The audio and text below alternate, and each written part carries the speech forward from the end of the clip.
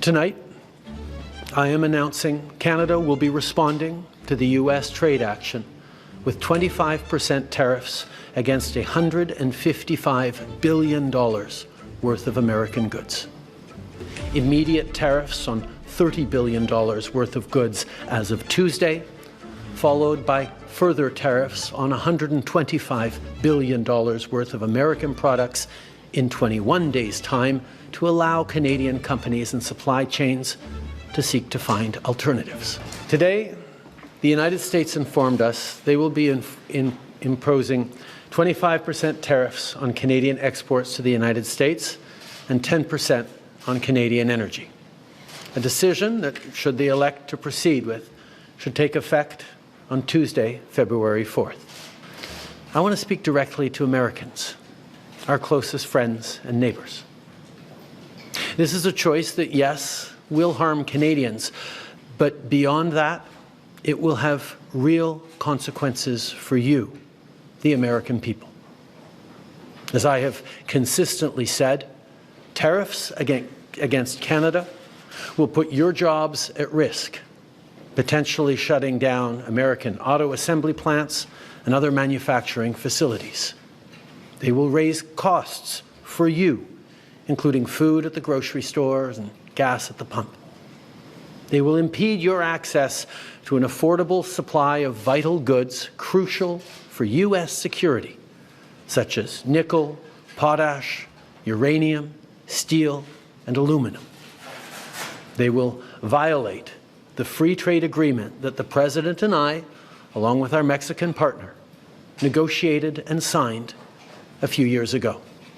From the beaches of Normandy to the mountains of the Korean Peninsula, from the fields of Flanders to the streets of Kandahar, we have fought and died alongside you. During the summer of 2005, when Hurricane Katrina ravaged your great city of New Orleans, or mere weeks ago, when we sent water bombers to tackle the wildfires in California. During the day the world stood still, September 11th, 2001, when we provided refuge to stranded passengers and planes, we were always there, standing with you, grieving with you, the American people. Together, we've built the most successful economic, military, and security partnership the world has ever seen. A relationship that has been the envy of the world. Yes, we've had our differences in the past, but we've always found a way to get past them. As I've said before, if President Trump wants to usher in a new golden age for the United States, the better path is to partner with Canada, not to punish us. Let's take a moment to talk about our shared border. Our border is already safe and secure, but there's always more work to do. Less than 1% of fentanyl, less than 1% of illegal crossings into the United States come from Canada. But hearing concerns from both Canadians and Americans, including the American president himself, we're taking action. We launched a $1.3 billion border plan that is already showing results, because we too are devastated by the scourge that is fentanyl, a drug that has torn apart communities and caused so much pain and torment for countless families across Canada, just like in the United States. A drug that we too want to see wiped from the face of this earth. A drug whose traffickers must be punished. As neighbors, we must work collaboratively to fix this. Unfortunately, the actions taken today by the White House split us apart instead of bringing us together. Tonight, I am announcing Canada will be responding to the U.S. trade action with 25% tariffs against $155 billion worth of American goods. This will include immediate tariffs on $30 billion worth of goods as of Tuesday, followed by further tariffs on $125 billion worth of American products in 21 days' time to allow Canadian companies and supply chains to seek to find alternatives.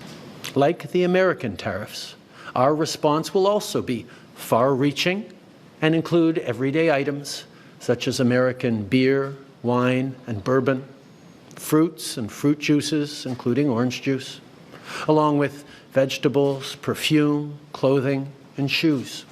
It'll include major consumer products like household appliances, furniture, and sports equipment, and materials like lumber and plastics, along with much, much more. And as part of our response, we are considering, with the provinces and territories, several non-tariff measures, including some relating to critical minerals, energy, procurement, and other partnerships. And now is also the time to choose Canada. There are many ways for you to do your part. It might mean checking the labels at the supermarket and picking Canadian-made products. It might mean opting for Canadian rye over Kentucky bourbon, or foregoing Florida orange juice altogether. It might mean changing your summer vacation plans to stay here in Canada and explore the many national and provincial parks, historical sites, and tourist destinations our great country has to offer. It might mean doing all of these things or finding your own way to stand up for Canada. In this moment, we must pull together because we love this country. We pride ourselves on braving the cold during the long winter months. We don't pretend to be perfect, but Canada is the best country on earth. There's nowhere else that I and our 41 million strong family would rather be, and we will get through this challenge, just as we've done countless times before, together. Thank you. Merci. Vive le Canada.